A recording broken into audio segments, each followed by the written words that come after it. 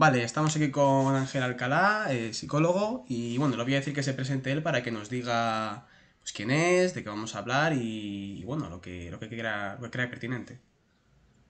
Hola, buenas tardes. Sí, mi nombre es Ángel Alcalá, soy psicólogo clínico con más de 30 años de experiencia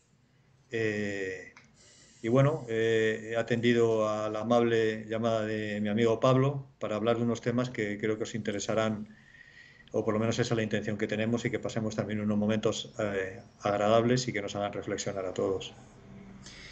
Bien, pues me llamaba la atención también hace mucho tiempo la psicología y cómo a día de hoy se está volviendo un tema tan en boca de todos, ¿no?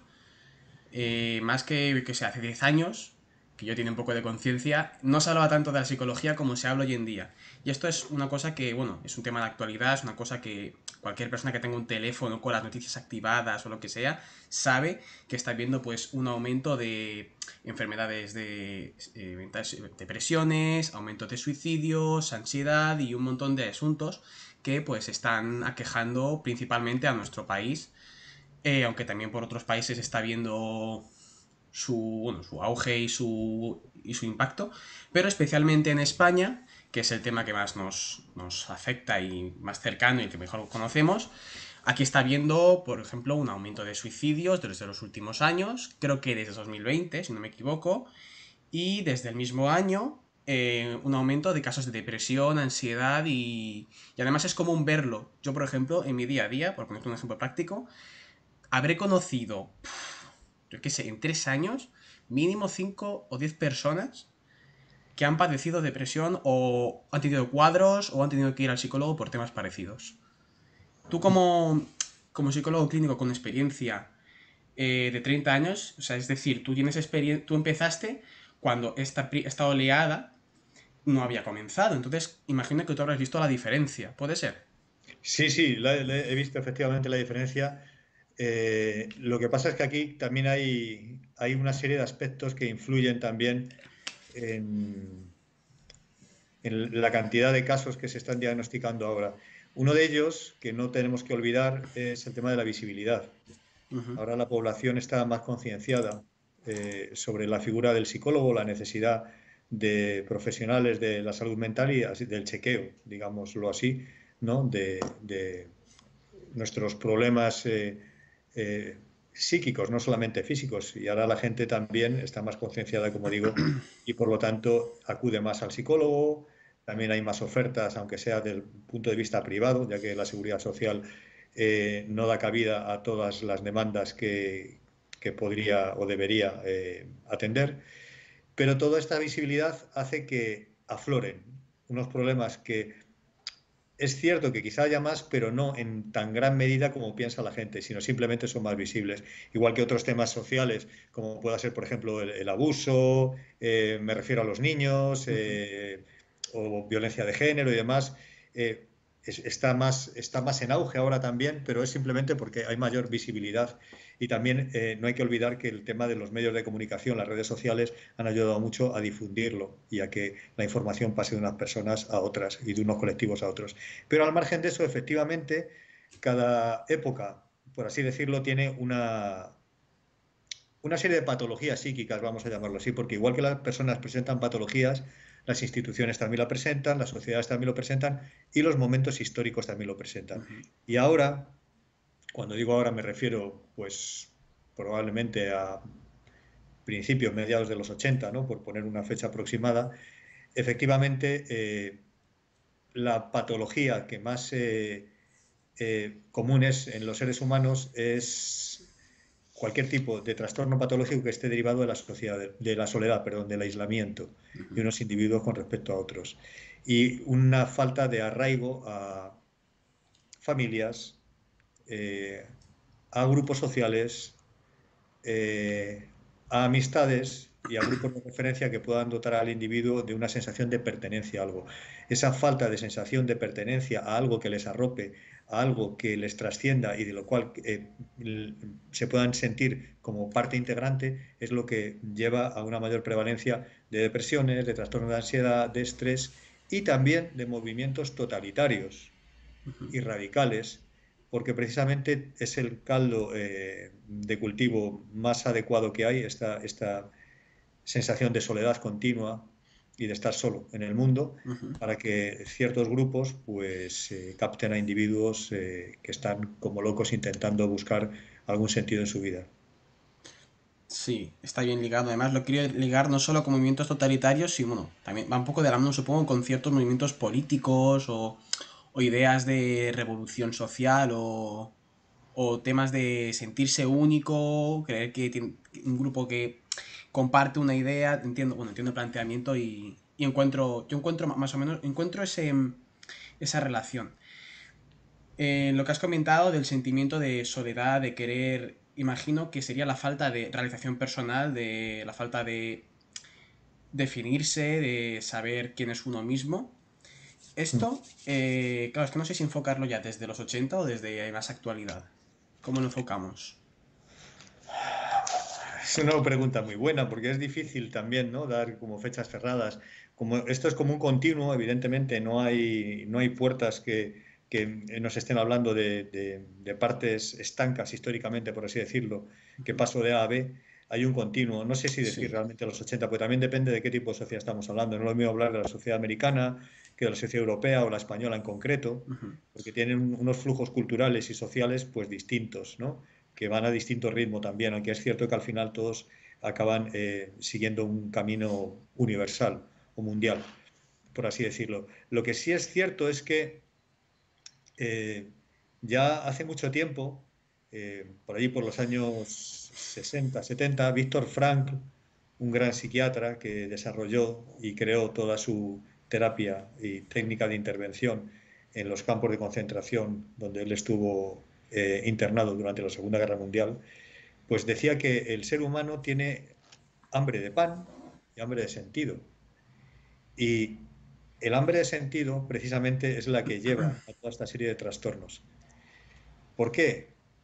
Pues porque una vez que están cubiertas las necesidades básicas, y por mucho que nos quejemos de que la vida está muy mal económicamente, etcétera, que es cierto, que hay problemas, que sube la comida, que sube la luz, nunca hemos tenido tantas comodidades como tenemos ahora, eso también es cierto, por muchas hipotecas que tengamos encima.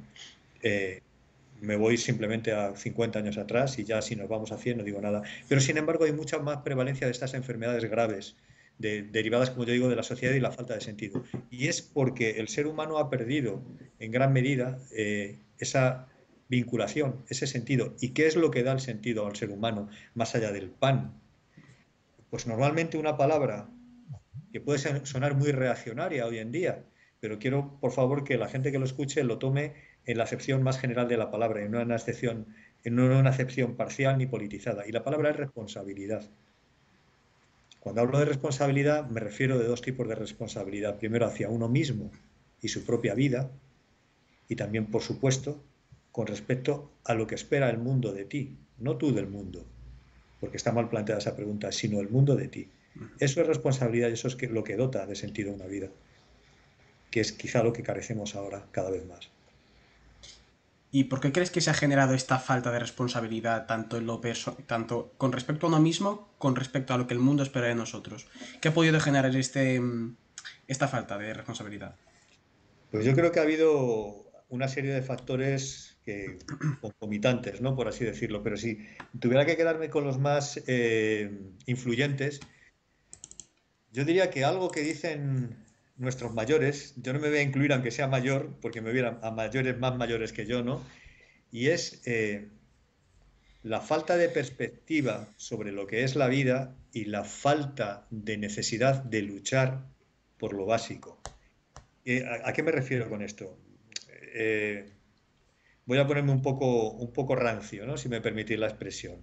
Esas cuestiones que dicen muchas personas mayores, parcialmente, porque luego, por supuesto, había unos problemas tremendos, una o dos generaciones atrás, ¿no?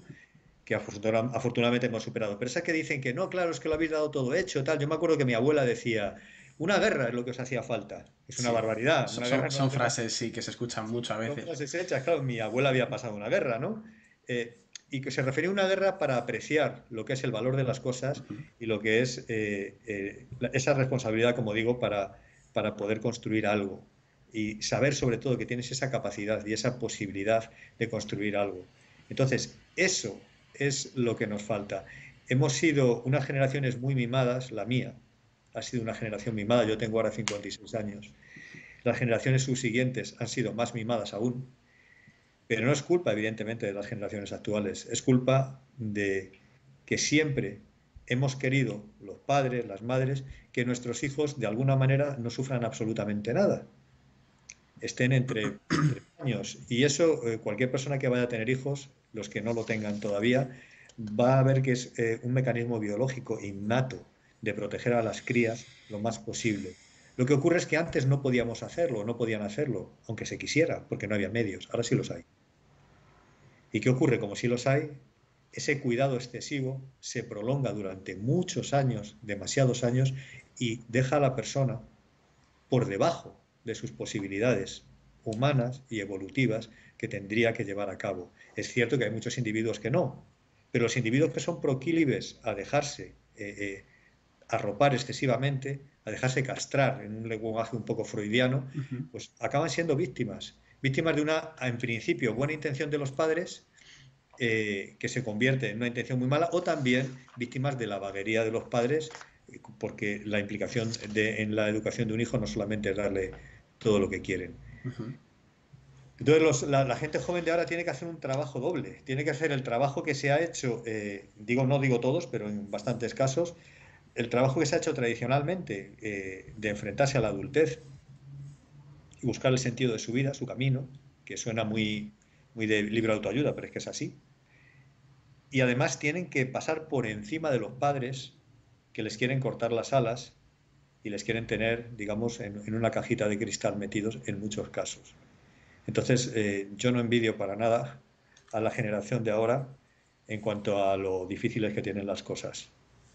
Porque realmente hay un psicólogo, no voy a decir el nombre porque es muy mediático y no me gusta hablar de gente mediática, pero que decía que preferís que vuestros hijos sean fuertes o que estén completamente protegidos. Esa es la pregunta. Y yo creo que de ahí al final es de donde viene, de esa falta de responsabilidad que, por supuesto, en una primera instancia no es ni por mucho culpa de los jóvenes que se suicidan ahora. Viene de los padres. Entonces, este auge de suicidios, no solo de depresiones, sino también de suicidios, que impacta un poco más, ¿no? Yo lo personal, tengo que decir que me impacta más saber que alguien se ha suicidado que tenga una depresión. Esta falta de. Este auge de suicidios viene dada por ese tipo de falta de responsabilidad. Bueno, no siempre, ¿no? Pero sería el De, caso senti más común. de sentido, más bien, de sentido de la vida. Pero es que eso va muy enlazado con la responsabilidad hacia uno mismo, digo, ¿eh? Esa falta de sentido va enlazada con la falta de responsabilidad. De ahí es de donde se deriva el sentido de una vida. Entonces, efectivamente, eso muchas veces deriva de una depresión. No olvidemos que, claro, me has dicho que no, te impacta menos una persona depresiva que una persona que se suicida, pero no hay que olvidar que entre el 64 y el 70% de los depresivos intenta suicidarse o por lo menos Sí. acarician la idea de una forma muy seria. Eh, efectivamente, hay depresiones y depresiones, quiero decir. Vamos a hablar un poquito por encima de lo que es la depresión. Una depresión no es una enfermedad, una depresión es un conjunto de síntomas que los podemos desmigar o desbrozar bueno, en apatía, en llanto, en falta de apetito, una higiene pésima porque se desocupan completamente las personas de ellos mismos, unos llantos frecuentes, pero al fin y al cabo de lo que se trata esta serie de trastornos es de un abandono de sí mismo porque la vida, como digo, no tiene sentido. Entonces, ¿qué ocurre? Cuando una persona está deprimida, hay que ver si la depresión es como se suele llamar, o como se cataloga, mejor dicho, en los manuales, reactiva o endógena. Una depresión reactiva es, por ejemplo, hay un señor o una señora que se muere su pareja, a su hijo le diagnostican una enfermedad incurable y la echan del trabajo. Está reaccionando a una serie de factores altamente depresivos, claro, porque machacan a cualquiera. El problema es cuando la depresión que viene es una depresión endógena, que es el otro tipo de depresión, así grosso modo, que es una depresión que dices, yo estoy deprimido pero no me pasa nada, tengo trabajo, mi pareja está bien, mis hijos están sanos, ¿por qué me deprimo? Ahí es donde hay que buscar. Pero al final ninguna depresión es reactiva o endógena. Todas las depresiones son reactivas. Lo único que pasa es que las endógenas no se identifica la causa, porque es una causa mucho más sutil y apunta a eso que estoy diciendo. Eso es realmente el quid de la cuestión, el identificar una serie de causas que son ocultas y que están muy difusas y que me hace que me venga a la mente las palabras de José Ortega y Gasset, el filósofo, cuando decía no sabemos lo que nos pasa, eso es lo que nos pasa. Ujú. Ahí es donde entra una vez más salir hacia afuera. En cuanto dices a la mayor prevalencia ahora en jóvenes de depresión y por lo tanto de suicidios, es curioso porque hay un estudio de Camille Paglia que le recomiendo a esta mujer a muchísima gente porque es una mente muy lúcida, que decía que la tasa de suicidios en jóvenes de clase media baja es muchísimo más escasa, es muy inferior a la de los jóvenes de clase alta. Ujú. Claro, esto a priori dices, ¿por qué ocurre esto? Si son gente que tiene la vida más fácil, tiene mayores recursos económicos, tiene un futuro más claro por delante, ¿no? Y menos atemorizador o atemorizante, pues es básicamente, llegó a la conclusión esta mujer, eh, a través de varios estudios, ¿no? Que es porque no tienen pertenencia a ningún grupo, no se sienten identificados con nada. En las clases bajas que normalmente viven en barrios del extrarradio, pues normalmente hay más vínculo entre padres e hijos, pero también entre jóvenes y tíos, jóvenes y primos y vecinos. No pueden recurrir a gente que les haga las cosas. No puedo ir a la compra, te puedes quedar en casa de la vecina a comer. Toda esta serie de cosas que ya se están Ujú. perdiendo es lo que hace que se cree un sentido de pertenencia a algo, de sociedad, de gran familia, de familia extensa. Eh, Conforme la gente va teniendo mayor poder adquisitivo, el aislamiento va siendo mayor. También la presencia de los padres en general es menor porque pueden estar menos tiempo con los hijos y recurren para su crianza, estoy hablando ya de chicos pequeños, Ujú. a gente ajena a la familia. Ya no cogen a las abuelas, ya no cogen a los hermanos, ya no cogen, sino que bueno, cogen gente externa que realmente va a ganarse el dinero y que está muy bien. Pero al final todo queda diluido con una persona que se cría sin referentes, porque los padres no están presentes y porque las personas que le crían son personas ajenas a su familia. Y Entiendo. eso, por supuesto, da una sensación de vacío y de abandono muy grande. Sí, sí, me quiere recordar en lo personal. Conozco a personas que viven en pueblos en los que yo he estado por aquí de mi zona de Alicante y al subir a esos pueblos yo me he maravillado de la cercanía que tiene esa gente y no quiero decir, porque además ni siquiera he hecho un estudio ni me he fijado, que en esa gente note que haya menos sensación de tristeza ni nada por el estilo, sino que esa sensación de unidad y de cercanía y de vete a casa del vecino a pedirle limones o no, vete aquí, vete allá, da la sensación de que esta gente tiene como ya, tiene una sensación de estar en un sitio y sales a la calle y ves a la gente, saludas, hablas y como que parece un entorno más amigable que por el contrario que te puedas encontrar en pleno centro de una ciudad o incluso en algunos casos puede ser incluso en la universidad. Yo, por ejemplo, el ambiente este que he encontrado en un pueblo, tanto en este de aquí arriba como en el mío, que cada vez se está expandiendo un poco más, yo en la universidad no lo he encontrado. Yo entiendo bien de lo que dices porque yo sí que es cierto que me he criado un poco más. Vete a casa de tu prima tal, o he estado a veces con un vecino, o lo que sea. He tenido eso.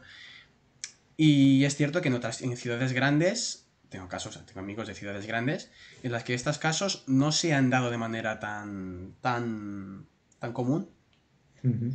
pero me parece curioso cómo esa relación es tan estrecha, según me cuentas. Efectivamente, así es. Además, mira, ten en cuenta que hace muchos años ya Marvin Harris, el antropólogo y algunos otros, pero quizá Harris fue el que más habló de esto, determinó que los seres humanos están diseñados para vivir en grupos de aproximadamente 50 a 100 individuos, como mucho.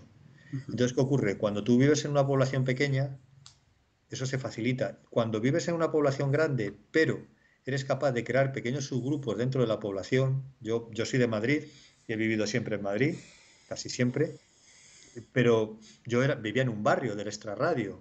Entonces, claro, era como una pequeña subgrupo dentro de lo enorme que es la ciudad y conocías a todos los vecinos y me ocurría lo que te ocurría a ti, de vete a merendar a casa de la vecina tal o te vas a quedar a dormir en casa de no sé quién. Entonces, eh, hasta cierto punto en que la ciudad era grande se mantenía esa estructura de grupos pequeños que se ayudaban entre ellos y que se vinculaban por necesidad muchas veces y luego también pues por cercanía, porque claro, el roce al final hacía una serie Sí. de especie de familia extensa, como digo. Pero eso cada vez se ha perdido más Ujú. y conforme se va perdiendo, pues efectivamente la gente está más aislada. Afortunadamente y en contra de lo que dice mucha gente, tenemos a las redes sociales. Y es porque yo he observado cuando todo este tema de la pandemia, que las redes sociales han sido el auténtico salvavidas de mucha gente de entre 10 y veintitantos años, para poder vincularse con su grupo de iguales, con su grupo de amigos. Si no, habría sido terrorífico. O sea, si bien ha habido un aumento enorme de casos de crisis de ansiedad, de agorafobia después de la pandemia, seguramente se habría multiplicado, no sé por cuánto, pero por mucho.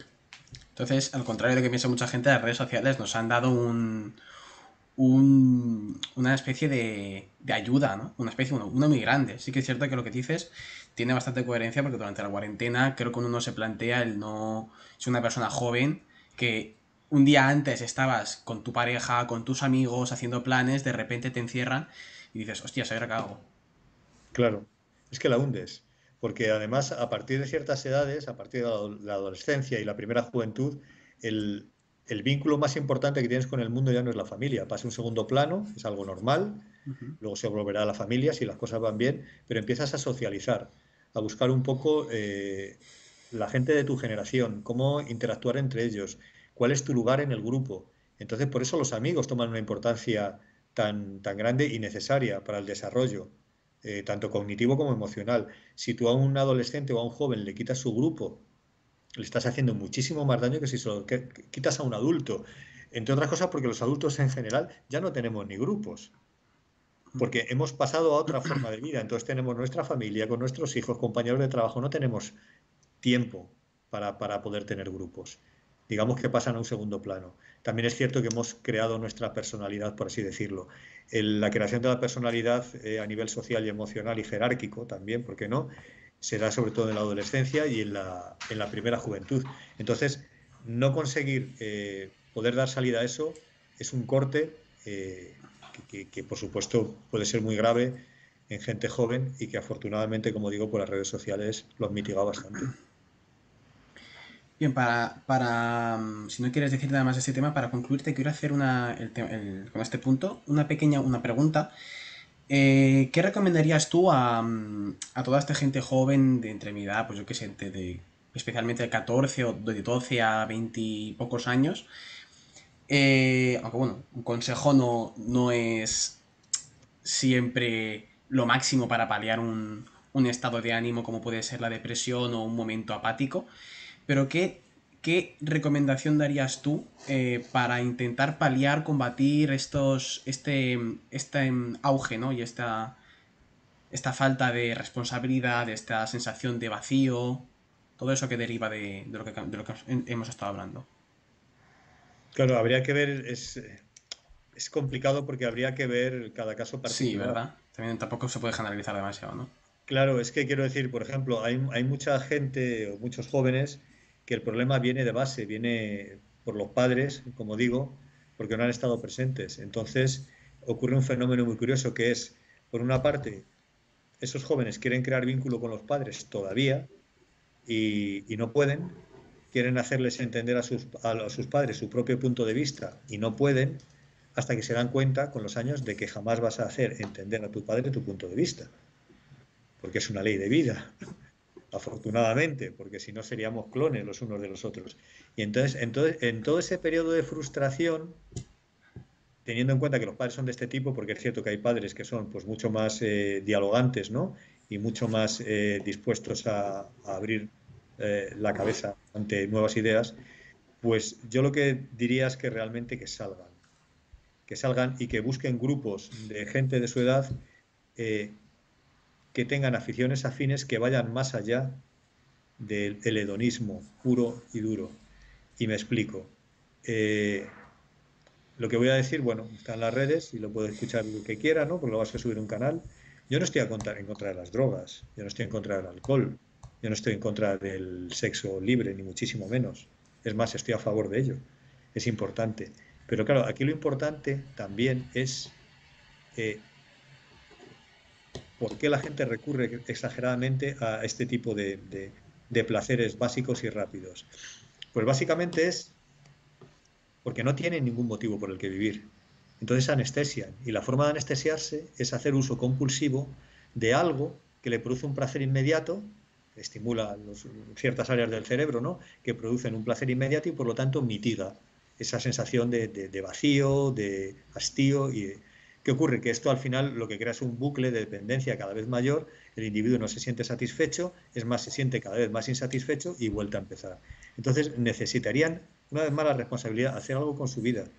Yo estuve muchos años trabajando en un centro de toxicómanos y cuando entré de psicólogo muy jovencito, el director del centro me decía, mira, un señor ya con experiencia, te vas a encontrar aquí todos los pacientes con el mismo perfil.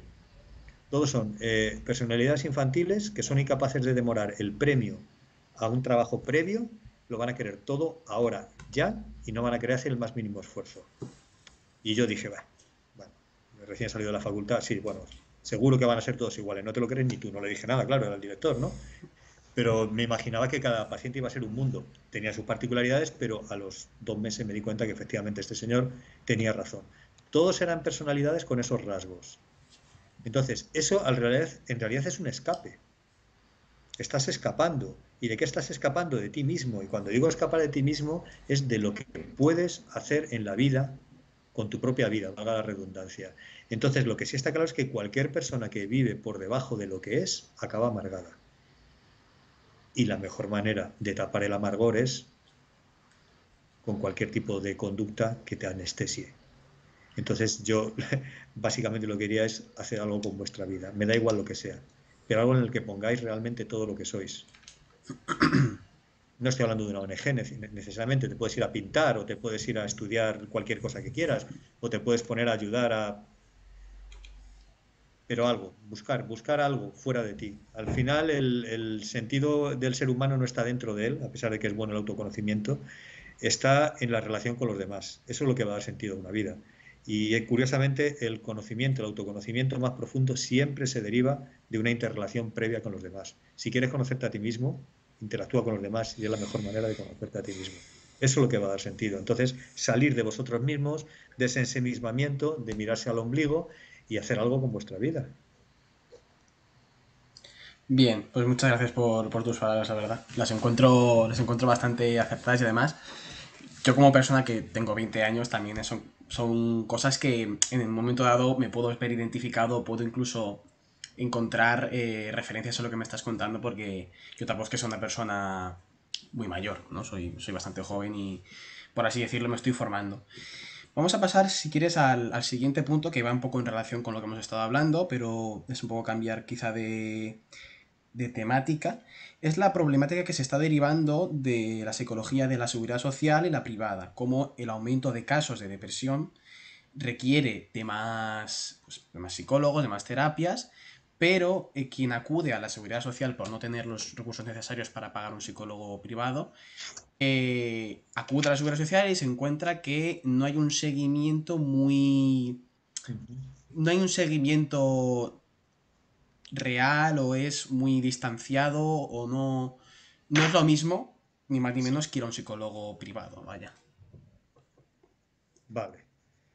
Esto es curioso porque también enlaza con lo que hemos hablado antes. Parece que siempre volvemos o vuelvo al mismo punto. Vamos a hablar primero de la problemática, sí, a nivel general, desde un punto de vista administrativo, y luego también por qué también tanta demanda ahora de psicólogos. Es cierto que hay mayor prevalencia de depresiones, estrés, fobias, etcétera, y nos encontramos con dos opciones para tratarse. La opción A sería ir a la seguridad social, que desgraciadamente los pobres compañeros que trabajan en la seguridad social, yo siempre he trabajado por privado, pues se encuentran con que están saturadísimos de pacientes. Y ya no solamente es que el paciente tenga que enfrentarse a no poder recurrir a la figura del psicólogo hasta a lo mejor una frecuencia de una vez cada 2 meses, que es una barbaridad, sino que es que encima los compañeros tampoco pueden hacer nada, porque por muy buen psicólogo que seas, viendo una persona cada 2 o 3 meses, no puedes hacer nada. Si acaso el psiquiatra, que le va a pautar una medicación, que le va a colocar más o menos en un punto o en otro, y bueno, la química al fin y al cabo funciona porque es continua su administración, pero la psicoterapia necesita de una continuidad y no pueden. Sencillamente no pueden los psicólogos atender a bien a un paciente. Y los pacientes, desgraciadamente, si recurren a la seguridad social, no obtienen la frecuencia necesaria para que estos compañeros desarrollen su labor. Y luego tenemos, por otra parte, la opción B, que es la opción privada. ¿Qué ocurre? Claro, un psicólogo tiene un precio, como es lógico. Un psiquiatra también, que también los hay privados. Entonces, ¿es prohibitivo? Pues claro, eso es muy relativo, depende. Si es una persona que tiene unos ingresos altos, pues no va a ser prohibitivo. Si es una persona que tiene que hacer equilibrios para llegar a fin de mes, pues claro que lo es. ¿Que es prioritaria la salud mental para poder seguir adelante y para que tu vida no acabe destrozada o la de la gente que te acompaña en la vida? Pues sí, pero claro, también es cierto que entre ir al psicólogo o poder comprar comida para esa semana, siempre es más inteligente comprar comida para esa semana, porque con eso sí que no vives. Eh, entonces nos encontramos con los dos problemas. Si una persona no tiene dinero, va a tener que acudir a la seguridad social, con lo cual no va a ser bien atendido. También los compañeros, al estar muy saturados, aunque hay grandes profesionales, por supuesto, como en todos los sitios, pues muchas veces están un poco quemados, es normal, porque no les dejan hacer su trabajo realmente como deberían. Y por otra parte, pues claro, si van al médico privado, al psicólogo privado o psiquiatra, pues se van a encontrar con que es un gasto importante y muchos abandonan la terapia cuando no ha concluido.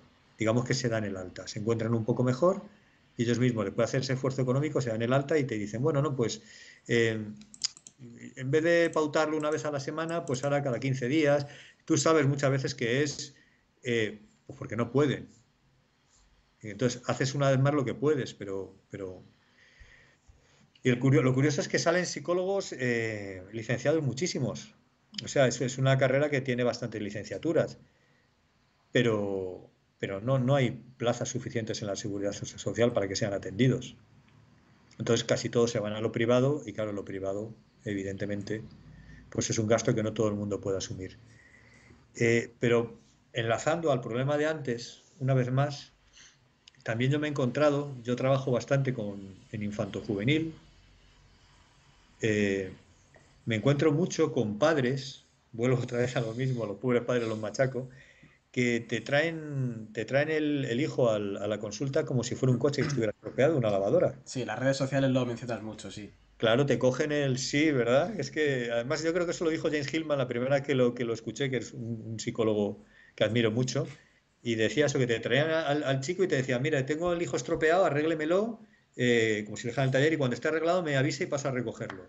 No, no, no, no, porque todos los problemas, eh, incluso las esquizofrenias, la psicosis, los problemas más graves, no las neurosis simplemente, ni los trastornos adaptativos, todas hay que tratarlas en conjunto con todo el grupo de personas que interactúa el paciente. Un psicótico, si es psicótico, la familia siempre tiene algo que ver. Un depresivo no digamos.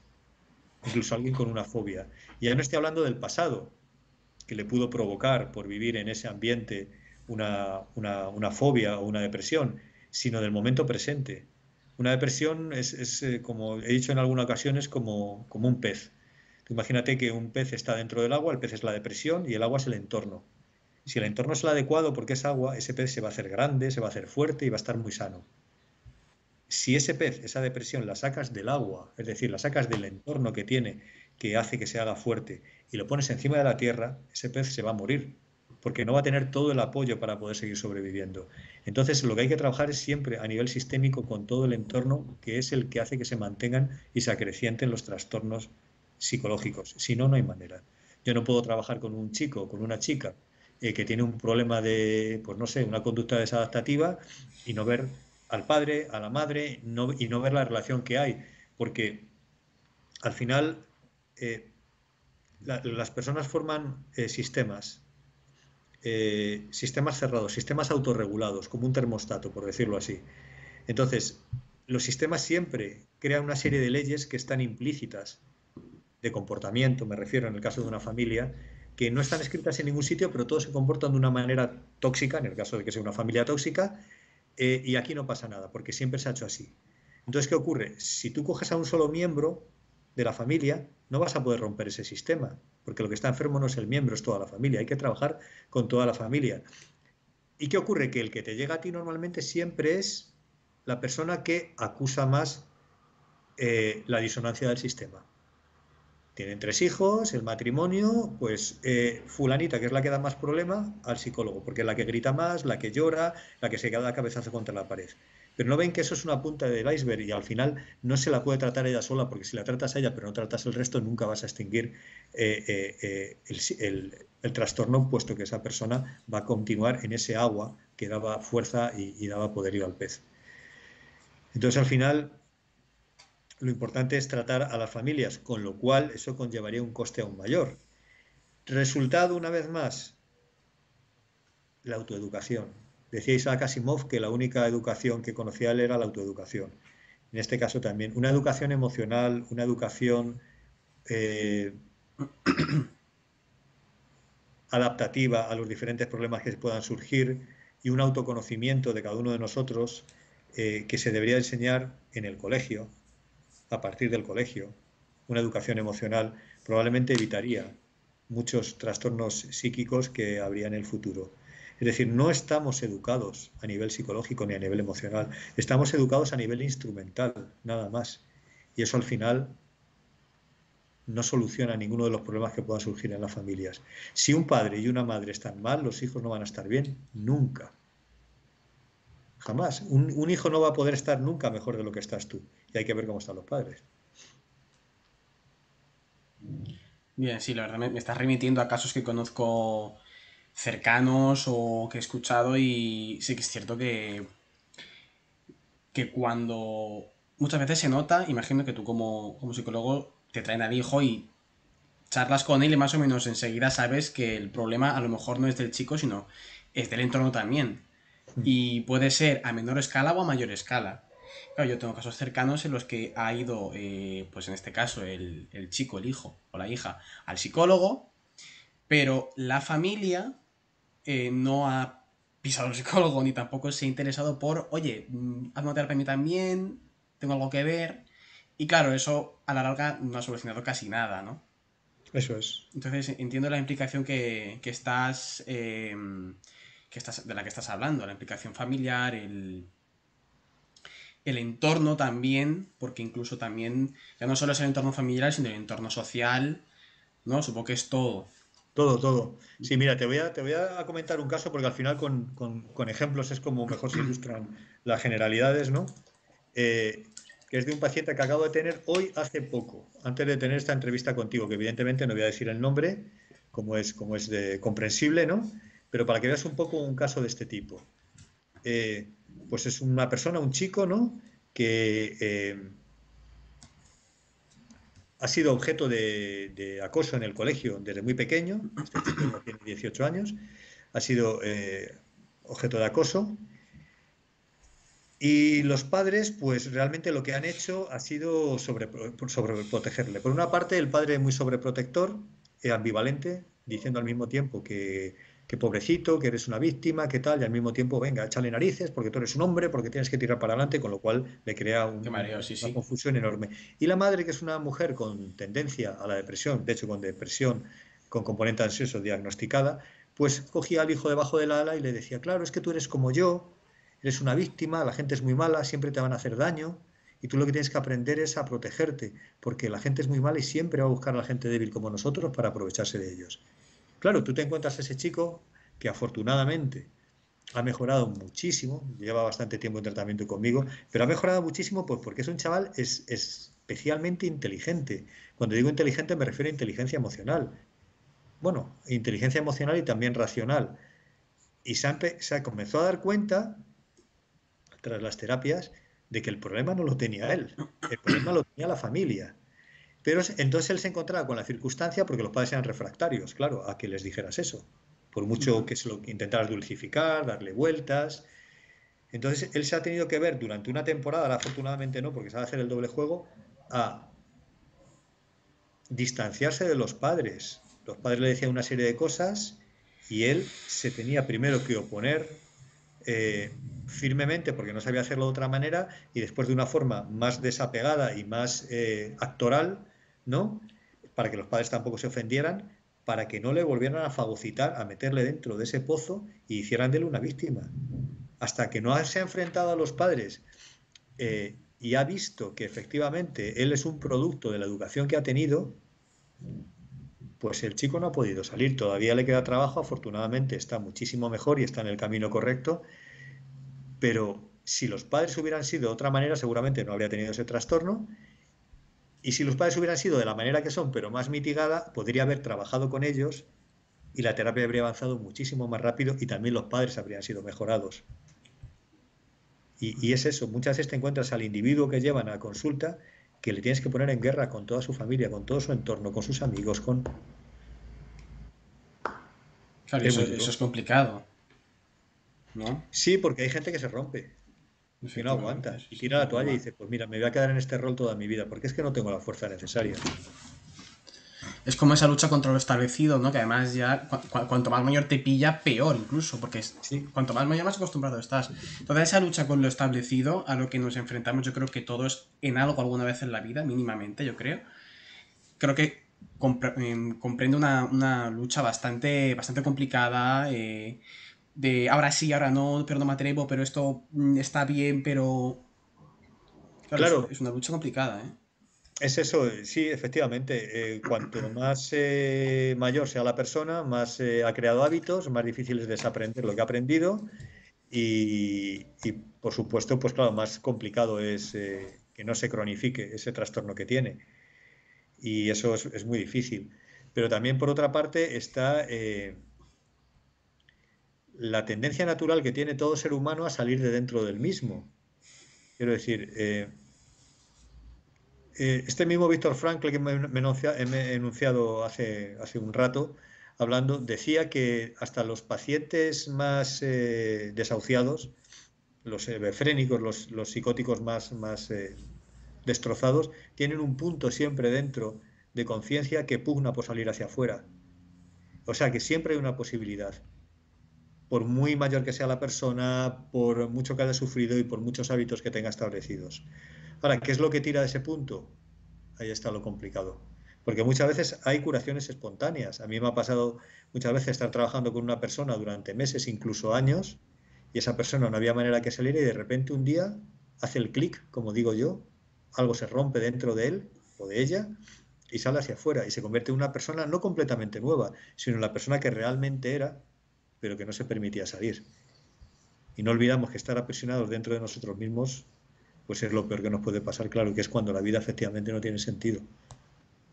Claro, porque más, esto yo estoy pensando que además lleva a que te etiqueten como rebelde, ¿no? Sí. Y eso también lo dificulta más. Claro, a no ser que veas el valor de la rebeldía.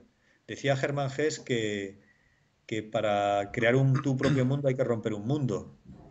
Entonces, al final, yo, por ejemplo, en los libros que he escrito varios, siempre hago énfasis en el tema de que tienes que romper tu mundo. A ver, nunca puedes romper tu mundo del todo porque eres un personaje hasta cierto punto histórico, familiar, influenciable e influenciado tanto del exterior como también de tu propio inconsciente, que tiene sus propias cosas que decir al margen de lo que tú quieras. También no hay que olvidar que somos manipulados por algo que es autónomo a nosotros, que es el inconsciente, pero dentro de esa capacidad que tenemos, que yo le llamo el margen de intervención en la realidad, lo que tenemos que hacer es romper lo que yo llamo el zeitgeist familiar. Zeitgeist es una expresión alemana de filosofía que hace referencia al espíritu del siglo, ¿no? Por ejemplo, en la época de la Ilustración, pues el Zeitgeist cultural era que la razón Ah, iba a vale, ser, sí. claro, la panacea para todos los males, iba a explicar lo que es el hombre, iba a conseguir una sociedad maravillosa. Son creencias compartidas y cualquiera que se salía de esa creencia compartida, pues estaba fuera, era un apestado porque se había salido. Pues igual que hay ese tipo de zeitgeist, también lo hay a nivel familiar. que es más pequeñito, más modesto, pero que también influye mucho. Entonces, la primera tarea que tiene que hacer un individuo es romperlo. Romperlo. Todas las creencias que le han dado de pequeño, todas las normas, todo esto es así porque es así. Hay que comportarse de esta manera porque es la manera adecuada. Si haces esto, va a salir mal. Y luego de los escombros que queden, porque al final nada se desperdicia, de los escombros que queden de haber roto todo eso, te construyes tu propio edificio, te construyes tu propia ciudad en la que tú puedas habitar. Pero no queda otro remedio que romperlo. Es lo que llamaba Freud también con la muerte del padre, la muerte Ujú. simbólica del padre, desmontarlo, ¿no? Y con las piezas construir tu propia vida, porque si no, al final vas a estar viviendo una vida que no es tuya. Y si vives una vida que no es tuya, pues vas a acabar frustrado, amargado y, ¿por qué no?, deprimido o algo peor. Entiendo.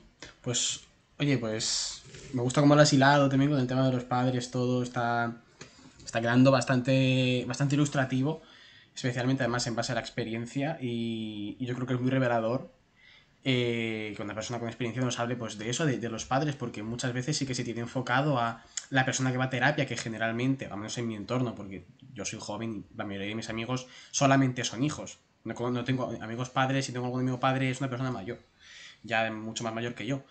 Eh, al respecto del tema de los padres, el tema de la sobreprotección, claro, yo entiendo que tiene que ser muy complicado cuando eres una persona sobreprotectora desligarte de la sobreprotección. ¿Cómo se enfoca el desligarse de la sobreprotección? De nuevo, creo que supongo que tendrá que ver con casos particulares, ¿no? Claro, Pero... pero desligarse de la sobreprotección, te refieres el hijo. El No, sobre... que el padre... Que sea consciente, ¿no?, de lo que sí, está sí, haciendo. sí. Y que no... Bueno, sí, que no ejerza tanto la sobreprotección más allá de lo necesario, supongo.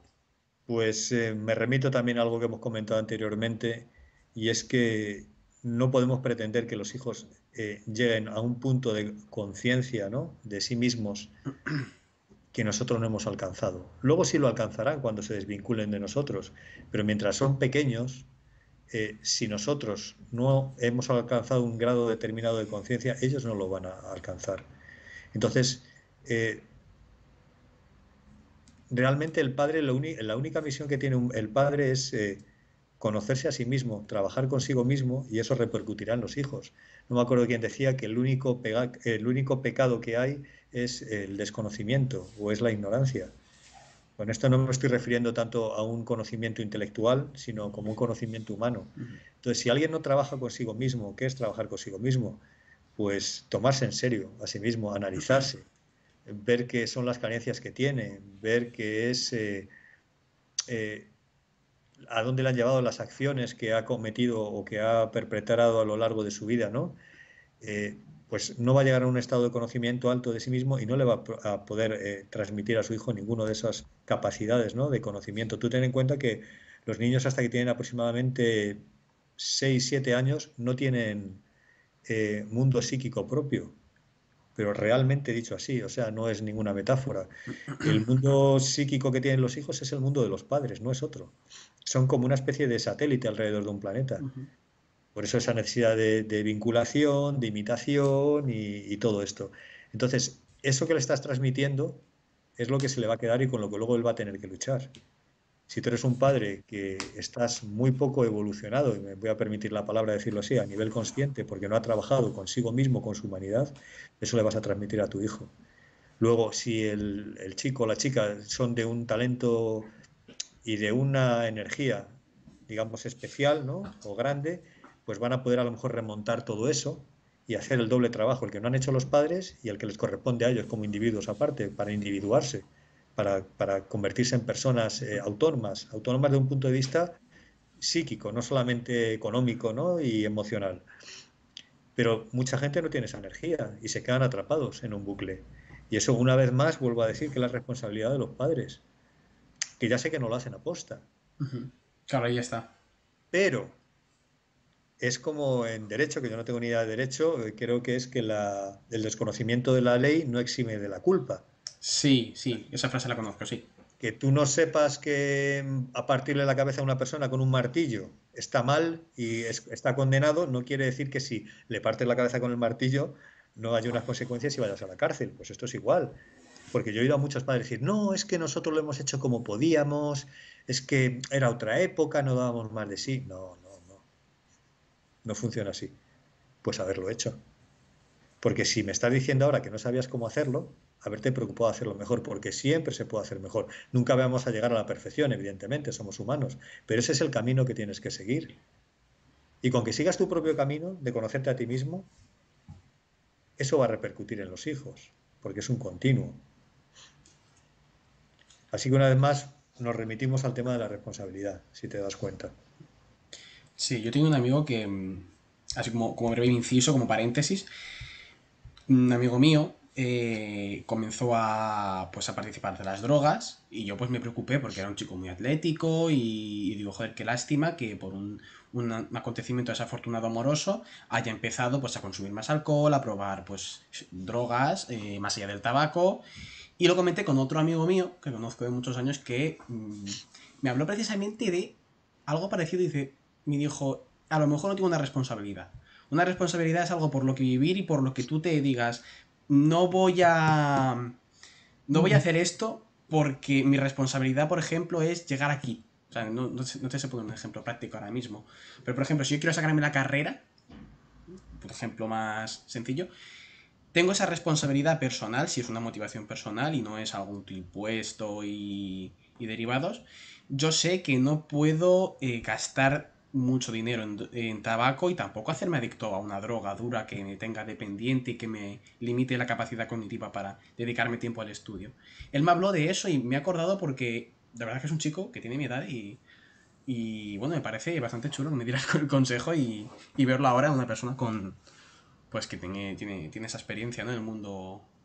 Pasó el proceso y salió más sabio, más completo de él, ¿no? Que bueno, mira, me estaba recordando un caso de hace muchos años, por lo que has dicho de la responsabilidad, y que claro, también tiene que estar en la persona, pero siempre hay un punto en el cual, o casi siempre, la responsabilidad se impone. Y ese es el punto que hay que buscar. Yo hace años, trabajando en este centro que te he mencionado antes de drogodependientes, ¿no? Pues teníamos un paciente de los que venía obligado por la familia. Muchos drogodependientes vienen obligados por la familia, ¿no?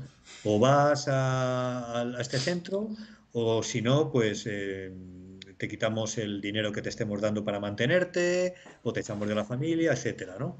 Vale, pues este era un hombre de unos 40 años aproximadamente, estaba casado y había tenido dos bebés gemelos, hacía muy poco tiempo, tenían meses. Y vino como muy colaborador, pero de mentira, ¿sabes? En plan sonrisa de oreja a oreja, pero hacía lo que quería. Cuando podía se escapaba, no se tomaba la medicación, que hay medicaciones específicas para que no puedas drogarte, ¿no? Porque te pones fatal, la escupía, en fin. Un hombre que era inteligente, era un hombre de buena familia y además con formación. Quiero decir que sabía hacerlo para escaparse. Bueno, pues resulta que un día, tras muchas recaídas, su mujer se fue a hacer una cosa con las amigas, ¿no? Y le dejó al cargo de los dos niños que todavía estaban en la cuna, todavía no andaban. Sí. Eh, y este hombre se quedó con ellos y le dio, mientras estaba solo en casa, por esnifar cocaína, ¿no? Porque además era un consumidor muy extraño. La cocaína normalmente siempre está relacionada con el alcohol, el sexo, las fiestas, pero este no, este consumía solo en casa cuando estaba o en el trabajo, en la oficina. Bueno, pues empezó a esnifar y cuando estaba en pleno colocón, los niños empezaban a llorar, ¿no? En la cuna. Entonces él fue a la cuna, cogió uno de sus hijos, pero estaba tan mal que le temblaban mucho las manos. Total, el niño se le cayó al suelo. Ahí va. Se le cayó al suelo y quería cogerle, pero temblaba tanto que no le podía coger. Mientras tanto, el otro llorando arriba en la cuna, ¿no? El hombre lo único que pudo hacer hasta que se le pasara el colocón que llevaba era acurrucarse al lado del que estaba en el suelo, pegadito así como en posición fetal, temblando, porque no podía ni cogerle, pero se pegó todo lo posible, hasta que se quedaron dormidos los niños, de puro agotamiento. Claro, ese hombre cuando se le pasó el colocón, al día siguiente fue a la clínica y dijo, me quiero curar. Esto no puede ser. Y se curó. Qué bien, la verdad, Así porque... es, eso es responsabilidad. Eso es responsabilidad. Hay gente que no lo consigue, pero normalmente a un animal cuando le acorralas, salta. Ujú. Salta, puede atacar al depredador o puede intentar huir como una especie de último recurso para salvar su vida. Lo pone todo. Y esto fue un último recurso para salvar su vida. Pues qué bien. Porque me ha dado lástima que el bebé se le cayera. Pensaba que le habría pasado algo al bebé, pero bueno, tal y como me cuentas, parece que... No, el bebé quedó perfecto, pero claro, la desesperación de ese padre de durante un montón de tiempo no poder coger a su hijo porque se le caía de las manos Claro. es lo que le hizo reaccionar. Joder, pues es una escena cruda, ¿eh? Sí, sí. Joder. Sí, y entonces al final, si te das cuenta, todo apunta a lo mismo. Y las responsabilidades te vienen, de hecho te vienen, no hay que buscarlas. Cuando digo, bueno, salir, lo que te he dicho antes a los jóvenes, no, las responsabilidades las tenemos alrededor, hacia nosotros, lo que espera la vida de nosotros. Entonces, si somos capaces de verlas o de no cerrar los oídos a ellas, vamos a estar en un mundo que realmente nos va a llenar y mucho, claro, y va a dar sentido a nuestra vida. Mira, tenemos tiempo todavía, ¿no? Sí. Vale. Volviendo otra vez a Víctor Frank, aunque no es que sea de mis autores favoritos, pero parece que hoy este hombre, pues, por lo que sea, ¿no? Está muy presente. Este hombre decía que cuando le ingresaron en el campo de concentración de Auschwitz, él cuando le llevaban en los carros, vamos, en los vagones del tren, hacinado con otros montones de judíos, ¿no? Pues observó, como psiquiatra que era, no podía evitarlo, gente con trastornos psicológicos que había dentro. Esquizofrénicos, gente con depresión, gente con estados catatónicos. eh, y se dio cuenta que cuando llegaron al campo de concentración, en las primeras semanas, los que no murieron, claro, porque los que no eran válidos directamente los pasaban las cámaras de gas, los que no murieron en las siguientes semanas se curaron todos, espontáneamente, todos. Y era porque había una razón mucho más importante que su enfermedad que les preocupaba, que era conservar la vida. Y luego de ahí, los que sobrevivieron durante más tiempo eran los que tenían algo en su vida importante que hacer a pesar de estar ingresados en el campo de concentración. Decía que daba igual, podía ser volver a ver un hermano tuyo con el que habías discutido y habías quedado muy mal antes de que te metieran en el campo de concentración, ver a tus hijos que te habían separado de ellos, acabar, había un compañero suyo, acabar una tesis doctoral que tenía medias, otro quería escribir un libro de los horrores que había vivido para concienciar a la sociedad de lo que había sido eso. Cualquier persona que tenía o pensaba que tenía una misión en la vida, sobrevivían y sobrevivían más que a lo mejor muchos presos mucho más fuertes y más vigorosos que caían porque no tenían ninguna ilusión, ninguna meta que se hubieran impuesto ellos. Eso también es responsabilidad. Pues, pues es fuerte. Mm. Que vengas con una esquizofrenia, una depresión, te encierre de un campo y ya directamente tu cuerpo reacciona y dice, hay que hacer algo. Pues fíjate, sí, hasta qué punto es importante, sí, sí. La verdad sí Yo, que... yo lo llamo la última gota. Lo he llamado siempre así, se le puede llamar de cualquier manera. Es Sí. ese pequeño punto de humanidad que nos queda y que lo vamos a tener con nosotros siempre hasta que muramos y ya nos extingamos. Pero mientras estemos vivos, por muy mal que estemos, siempre hay un punto que si se toca, ese punto te hace reaccionar. Lo he visto montones de veces. Y bien, pues si quieres pasamos al último punto ya, Ujú. que también va ligado, al final todos estos tres puntos van ligados entre sí, pero me quiero enfocar en algo que has mencionado antes, que es las redes sociales. Ahora mismo, principalmente Instagram, ¿no? Que es la red social, bueno, yo creo que la que más se usa, eh, he estado viendo un auge de perfiles de psicología, tanto, claro, tanto psicólogos como aficionados, porque también Ujú. los he visto. Los libros de autoayuda también están en impresionante auge, ventas, están en todos los lados, están en bestseller porque han vendido muchísimo. Eh, Imagino que, como lo has mencionado antes, ya se ha visibilizado más este tipo de patologías, este tipo de cosas, y por ello ha encontrado su manifestación en medios tan comunes como puede ser un libro o incluso mucho más ya, las redes sociales. ¿Qué opinión te merece a ti la psicología en las redes sociales? Tú como psicólogo que sí que participa activamente. Mm. Bueno, yo participo relativamente activamente y me explico.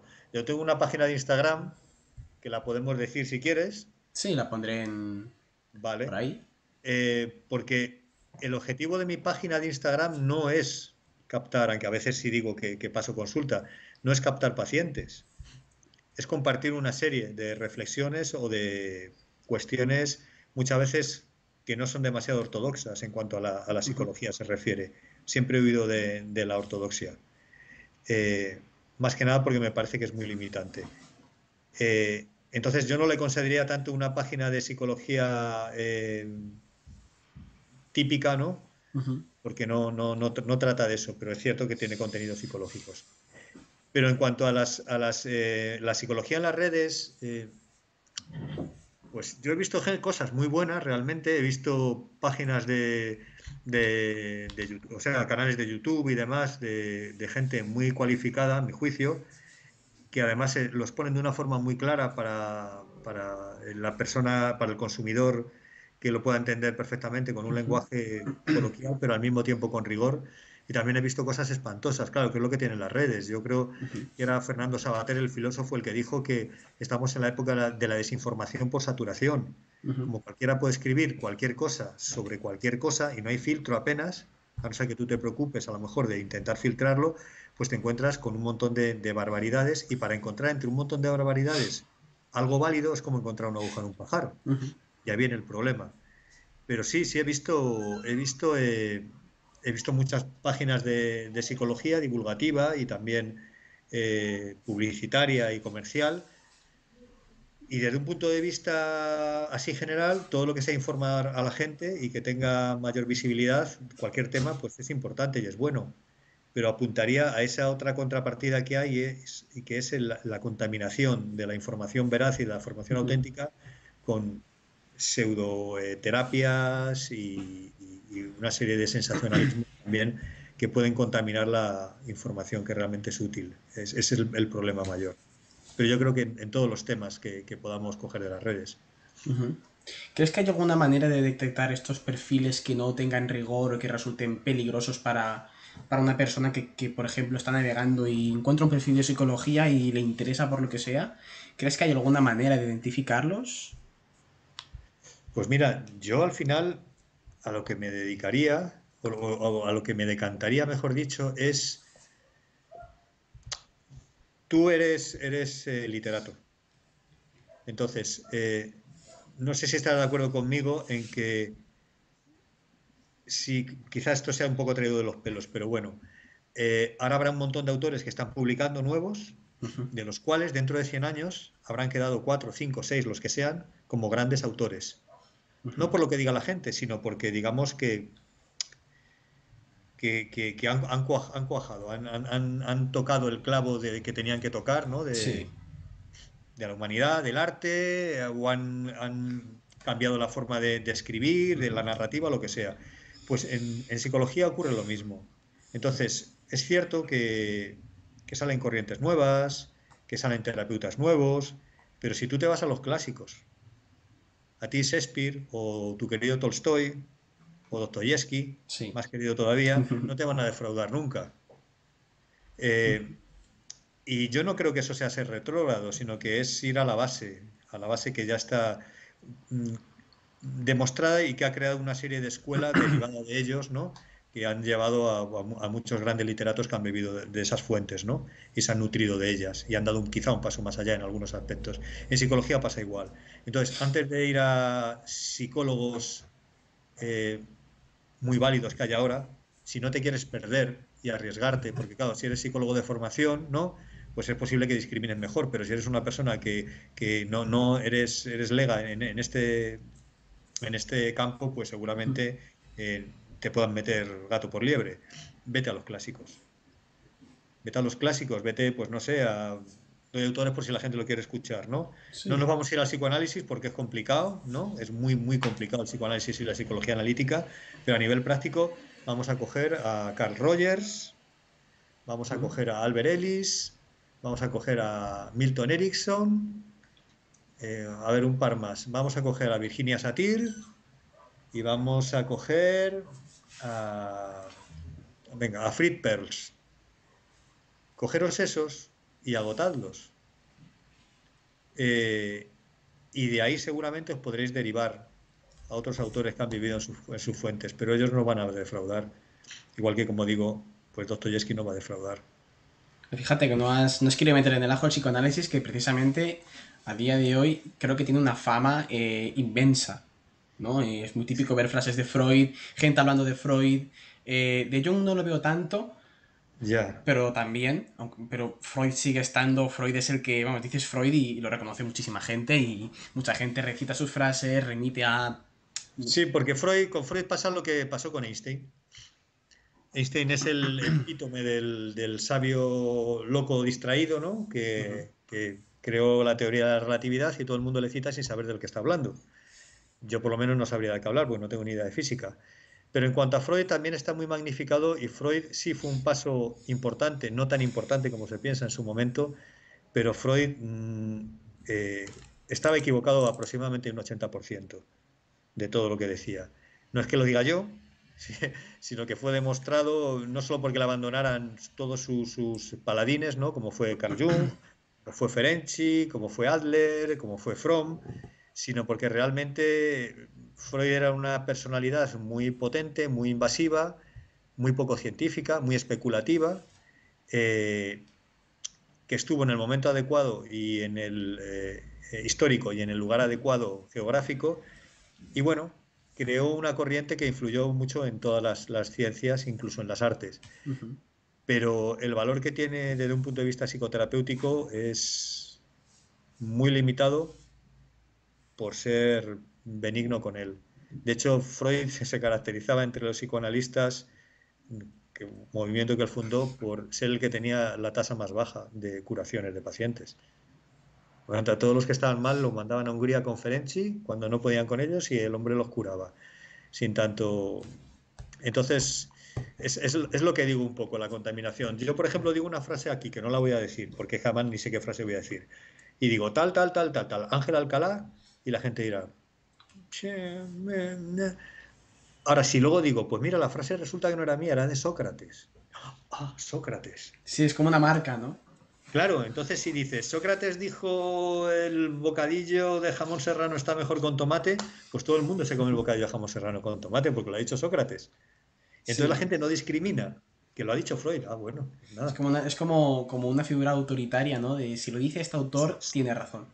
Es el famoso principio de autoridad, que al final lo que te impide es pensar. Por eso Jung, mi muy admirado Jung, pero no idolatrado, porque yo no idolatro a nadie, a pesar de llevar 25 años estudiándole a fondo a Jung, cuando crearon el primer instituto junguiano en Zúrich, eh, muy a pesar suyo, porque no quería que lo crearan, pero bueno, fue una cuestión que no le quedó más remedio por cuestiones administrativas y políticas, y fue a la inauguración, porque tuvo que ir, dijo, gracias a Dios que soy Jung, pero no soy junguiano.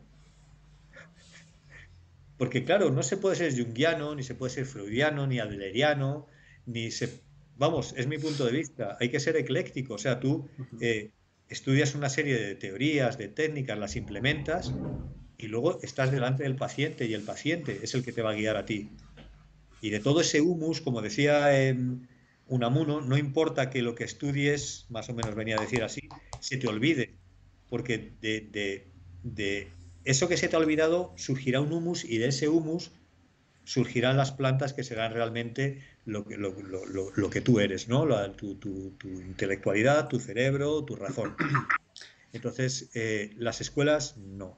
He dado una serie de autores que es cierto que pertenecen a diferentes escuelas, pero las escuelas nunca las crean ellos, las crean alrededor de ellos, sus discípulos, que es otra historia. Fíjate que lo que estás diciendo se puede extrapolar a muchísimos campos. Al arte, por ejemplo, ya que has hablado de Dostoyevsky, Dostoyevsky cuenta con una serie de inspiraciones, pero es que bastante dispares, desde Poe hasta autores más de su época o autores también o pintores, incluso en la ciencia también es muy importante que un científico no se limite sencillamente a su saber, sino que también abarque un físico que también puede saber, también puede implicarse en la medicina, un químico también puede implicarse en varios campos, ¿no? Y es algo que quizá de lo que has dicho también de... Si yo digo una frase y digo que es mía, bueno, la gente es así, pero si digo que es de Freud, la gente aplaude.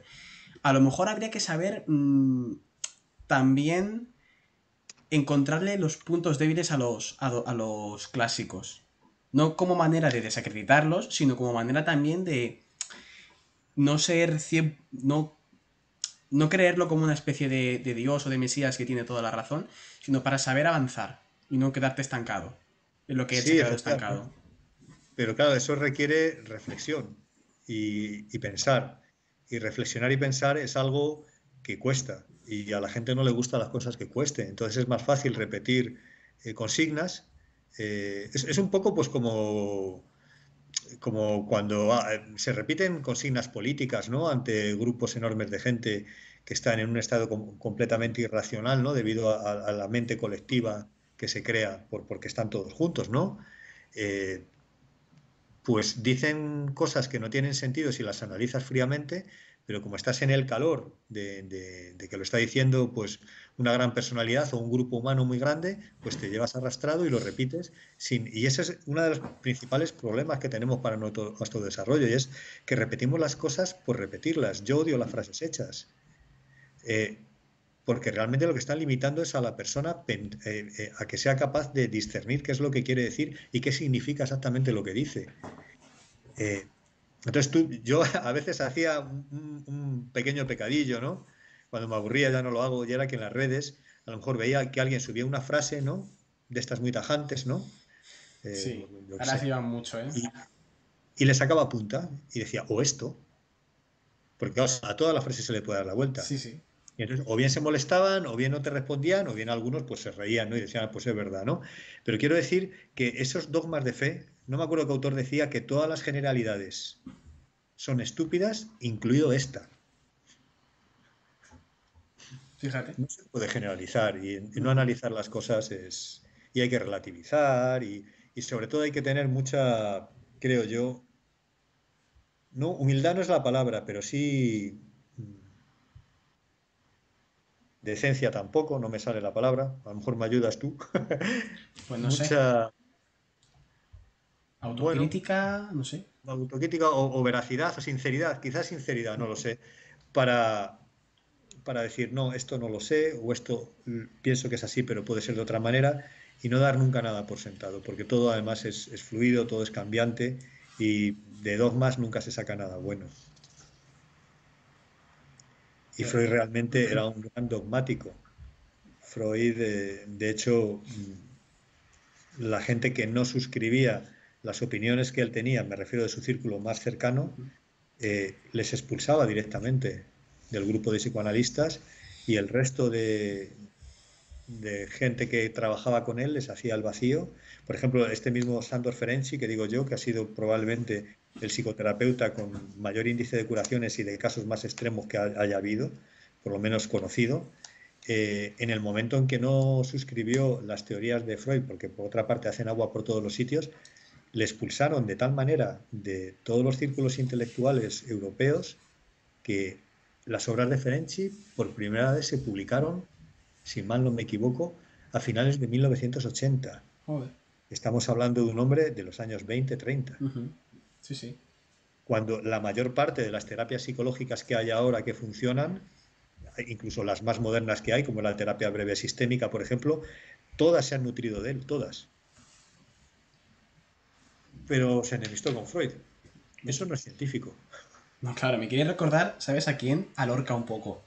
Porque Lorca está tenido como un hombre, ay, qué bueno que era, qué bueno que era. A ver, mala persona como tal no creo que fuera. Pero vanidoso, egocéntrico y que a Miguel Hernández le echó pestes por ir con zapatillas de pueblo por Madrid, sí. Bueno, pero Un poquito altivo, igual que la era un, mayoría de vanguardistas, era. era un Oscar Wilde español. Más o menos, sí.